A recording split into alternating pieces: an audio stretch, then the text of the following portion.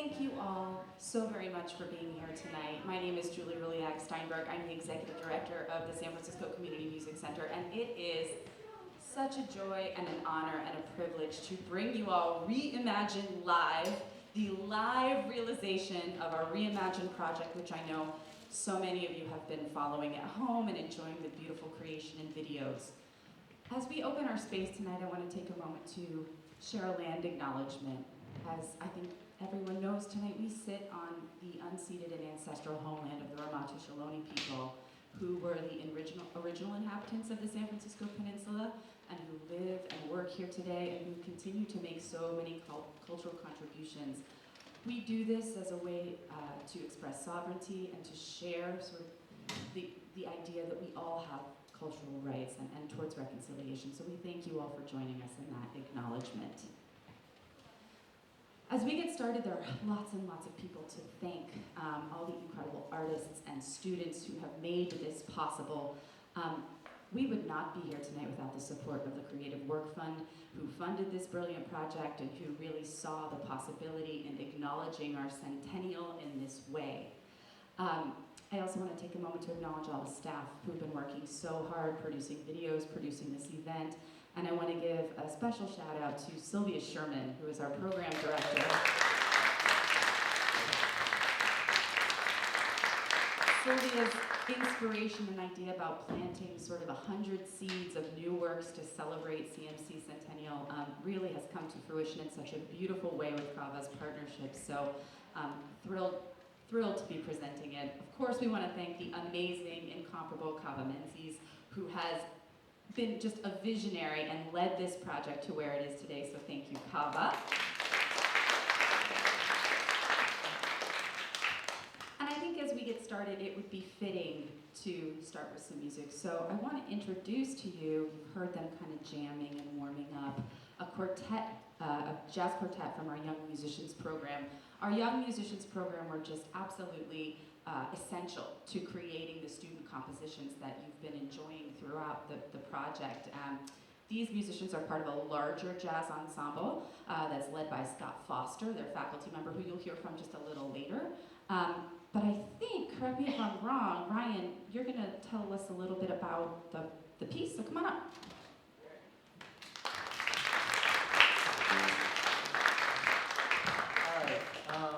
So this piece that we're going to be playing is entitled Cinco Gringos Bailando. We actually wrote it with 5 people, but our fifth, the drummer who plays the timbales, is not here today. I wrote this piece with Sedge Green, our bassist. He wrote the chords and I came up with the melody, and that's just kind of how it happened. And it's inspired by Cuban jazz pretty heavily. So, yeah.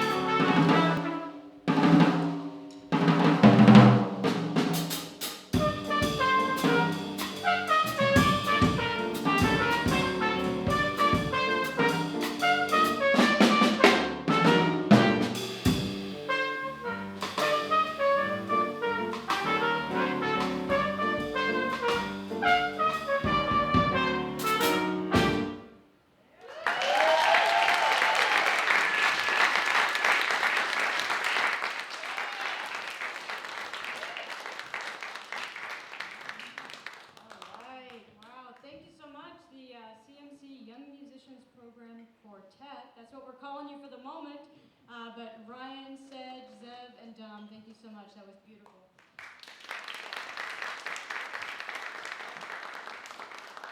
I'm Sylvia Sherman. I'm the Program Director of Community Music Center, and I think you got just a little taste if you walked in when the Winds Ensemble was practicing out in the front courtyard, and you heard some of these guys playing some of their newly formed set of music. It sounded fantastic. That's kind of a little taste of what it was like on Saturday afternoons during the Reimagined project. But not only was it the front courtyard, it would be the middle courtyard, it would be in here, it would be in all of the larger rooms of CMC, as well as at Mission Cultural Center and at the Masons parking lot. We were in the Mission District blooming inspirational pieces. So I'm really just so excited that we've had this opportunity with such an amazing artist, Cava Menzies. And you're going to be hearing from more of our students tonight, both about their composition process, both individual compositions and collaborations with Cava during these past 3 months. And then we have a surprise for you, because you guys are going to get involved in the last part of the program, so we're excited about that as well. I guess what I would say about this project, we are on day 41. How many of you receive an email in your inbox with the daily dose of inspiration? Awesome. I have enjoyed every single one. This was somewhat of an ambitious project. We had 10 weeks of our residency with Cava Menzies, and in 10 weeks, our young people, with their teachers, created 50 original compositions, and 8 of them created collaborations with Cava. And then Cava created 42 collaborations. So that's 100, 2 a day for 50 days, and we're on tomorrow's day 42. Is that right, Ann? Okay. So we invite you, you can go to our website. If you haven't signed up, you can go ahead and see. You actually can see the entire listing of videos that have been shared so far, and then you can keep seeing them up through Recording in progress. Oh, okay. Hi. So let's see, what else? I guess what I would say about the CMC origin of the project, because Cava in a minute is going to talk about the Cava origin of the project. But as we approached our centennial, we were in the second year of the pandemic, we were shelter in place, we were realizing what a tremendous, tumultuous environment we were in, and yet our students were being very creative, as were our teachers. And not only was it the pandemic, it was our period of racial reckoning after the murder of George Floyd. And we were seeing our kids with their teachers explore topics that were very important to their lives. I mean, what were they experiencing during that shelter-in-place moment? And our teen jazz orchestra teacher, Marcus Shelby, started the process. Our Young Musicians Program followed with linking their musical training to expressing what they were experiencing in the world. It could be a very personal expression, or it could be something very big. And so as we approached our centennial, we really wanted to have a theme of reimagining, so we could reimagine what are we doing with music education in our lessons, in our classrooms, in our group programs. What are we doing with community? As a community music institution committed to the values of access and a welcoming environment for all, how can we reimagine what we do as a community organization with community?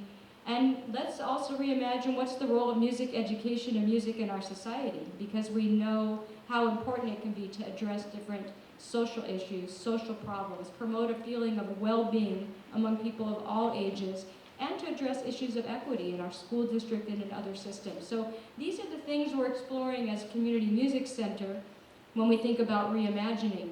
But this project was focused on our students, because students have to be front and center all the time. And what better person to help our students amplify their creative ideas than Cava Menzies as a guest artist. Cava Menzies,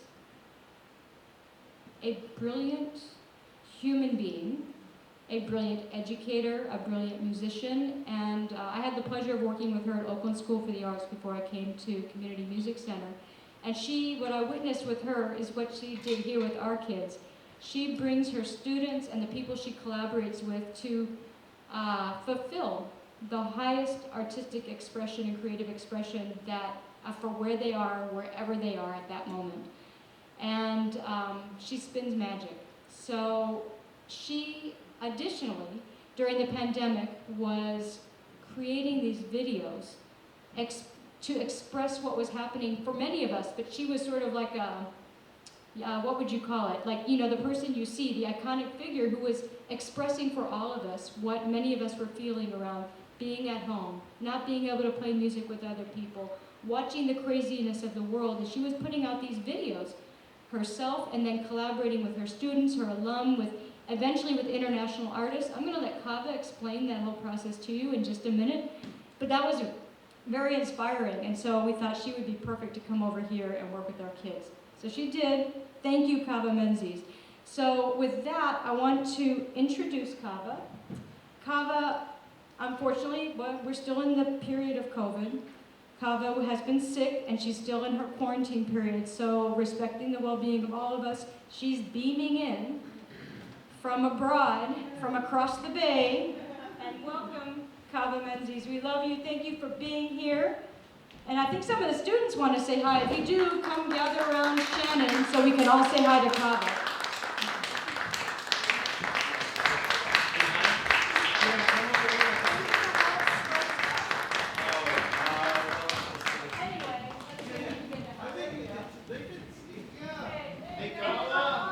Oh my gosh, the best part ever. Hello.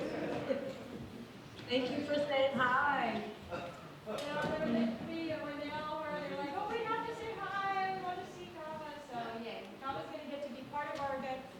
From abroad. So, Cava, I don't know, were you able to hear some of that intro? And this is really, thank you so much for being part of CMC Centennial.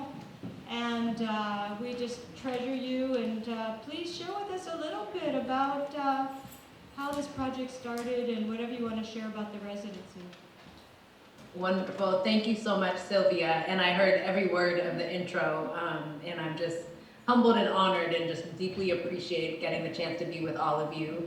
Good evening, everyone. As Sylvia mentioned, my name is Cava Menzies. My voice is much deeper in this moment than it normally is. I have been just recovering from COVID, which I honestly think in the scheme of this entire project and kind of what it represents is just a perfect example of having to roll with things and be creatively adaptive no matter what happens. And I just want to thank Shannon, who's right here in my purview, and Sylvia and all the CMC staff for even making it possible for me to be able to dial in, and how amazing that we have the technology that we can do this. It's pretty phenomenal.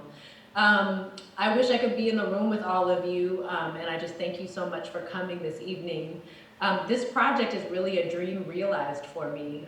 As Sylvia mentioned, at the top of the start of the pandemic, I was a high school teacher at the Oakland School for the Arts for almost 20 years, and as happened to all of us, for me it meant that we got the notice that class was shut down, and within just a day or 2 days, we no longer had access to our students, no longer were going to school. And for me, the environment in my classroom was incredibly important to me. I've been a teacher for so long because I love young people. Like, I absolutely adore young people. I think I like young people more than I like adults. It's just the truth. They have this beauty to them, and this freedom, and this just beautiful creative spark within them that I find after you watch generations of kids come through, you really realize there's something very special deposited in them. And so when everything shut down, it felt like a huge loss to all of us, but what I was really longing for was a connection with my students initially. And so within the first maybe 2 weeks or 3 weeks, I'm the type of teacher that has everybody's cell phone, and they have my cell phone, and they can call me on the weekend if they have any issues or anything going on. There were a couple students of mine where we were texting each other, just saying, how are you holding up? And we're all expressing the same things, that we really missed each other, that we were having trouble figuring out just what to do with ourselves. And so the two students I was texting, one was a young woman named Jayla Hernandez, who's now at SF Conservatory, but at the time she was a senior drummer, and another young man named Ajay Kasim, who was a rapper and a poet and a fashion designer at the Performing Arts School. And what started out as just a seed of an idea of, do you guys just want to do something just for the sake of collaborating? And so Jayla sent me a drum video, I laid some keys on it, and then I sent it to Ajay, and Ajay wrote a verse to it. And the amazing thing about his verse is it was about one of the lines was, "I can't wait to get up out of these four walls." And I thought, how beautiful that there's a moment where he can express what he's experiencing, having to stay home, be on lockdown, be in quarantine. And so we ended up sharing that to social media, and right away I got a bunch of texts from other students, wait, can I do one? Can I do one? And so what started out as a project with just my students, then alumni started to chime in, and can we do one as well? And I was watching different generations of young people, students that I taught 20 years ago, students that I maybe taught in the recent past. And I realized that I had this really rare opportunity to make young people collaborate with each other, or give them the opportunity to collaborate with each other where they wouldn't have otherwise had the opportunity to connect or be in the same room. So that kind of opened up into something really special, and at that time it still was just students and alumni. And then our first international collaboration that we had, I normally had guest artists come into my classroom. That was one of my favorite things to do, is just bring the community into the classroom and create a bridge between the outside world and school. I think that's the most effective kind of education, when working artists and contemporary musicians can engage with young people, and it's mutually beneficial. And so I'd had a group maybe about a month before from South Africa come in, and in a moment I'll share their video, so we all get a chance to see it. But they reached out to me on Instagram and just said, "This looks so cool, I love what you're doing with your students, can we collaborate?" And so I thought, I hadn't really thought outside of the Bay Area, California, but here's an opportunity to collaborate in South Africa. And so once that collaboration started, it was sort of like everything opened up from there. And there ended up being a number of artists from around the world. There was somebody I collaborated with from Mexico, on a rooftop in Jerusalem, on Reunion Island, which is a small island off the coast of Madagascar, the men in South Africa, a friend of mine in Hawaii. And I just realized that we were all wanting the same thing. We were wanting connection, we were wanting access to each other, and we were wanting new and creative ways to break down the barriers of what oftentimes happens in music, where either adults only collaborate with adults, or young people are only with themselves, or you only collaborate with the community that's right in front of you. And this kind of new paradigm within the recent lockdown really created an opportunity for us to be able to just eliminate all of those barriers and find ways where everybody got a chance to collaborate with each other. And so at the beginning, like I shared, this was a dream come true to be able to collaborate with Community Music Center. Was really because, we did these videos, and it was right at the time when, we were all witnessing George Floyd being murdered, and Ahmaud Arbery and Breonna Taylor, and doing these videos during that time was really hard at times, and part of it ended up being pretty therapeutic as well. But I remember, I think it was at the point where Ahmaud Arbery was murdered, where I actually just stopped the project. I couldn't do any more output because I was reeling with emotion and just really inside of my feelings at that point. And so I kind of put the collaborations down. And the beautiful thing is that Sylvia Sherman, months later, called me and said, I saw those collaboration videos with this beautiful organization in San Francisco called Community Music Center. Would you consider doing this project where we create more of these videos and we give young people the opportunity to express themselves and create videos like this? And so for me, that just felt like a beautiful way to pick the project back up, especially now that we're in year 2 of still navigating the pandemic and really seeing what it is that we can do to come together in community and engage with each other. And it has been an absolute joy. I just want to say I had never been to the Community Music Center before, and it is just such a gem of a place. I remember driving up and loving the neighborhood, seeing how artistic the neighborhood is, and then seeing the beautiful arches and the garden, walking in, and I was hearing music streaming, and it was just like, what is this place? This is not what I pictured in coming to San Francisco. It's just such a gem of a place, and then getting the opportunity to work with the students who are just so dynamic. I think one of my favorite parts of this project was being able to collaborate with some of the CMC students and just really sit down and do that with each other. I do want to say one last thing, and then we're going to look at some videos. I just want to say a special thank you to the Community Music Center staff and faculty, the music teachers and the faculty that supported the students through this project. There's just no way I could have done this without them. They were incredibly generous with their time, incredibly welcoming in terms of bringing me into the classroom. And because I was coming on Saturdays, they really filled in the gap to really support students individually. So I just want to say a huge thank you to CMC faculty and of course all of the staff that made this possible. So what I'd like to do now is share a couple of the videos just so you get a taste of what this project emerged out of. The first video we're going to look at is from one of my former students. Her name is Jaleesa Leilani. And actually the very first night of lockdown, I had written a composition and recorded it. It was a solo piano composition as I was watching the news and just seeing everything shut down. And I posted that on social media, and this former student of mine said, can I do a vocal arrangement of it? And so what you're gonna see is multiple boxes of her arrangement and her harmony around the solo piano piece. And it's just a pretty beautiful and harrowing song, and also just a great depiction of creativity on her part in terms of her vocal arrangement. So this is an untitled piece, but it's my collaboration with Jaleesa Leilani.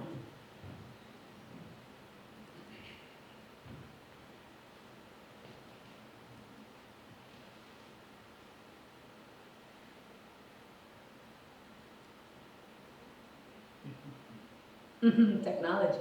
Yeah. It's okay.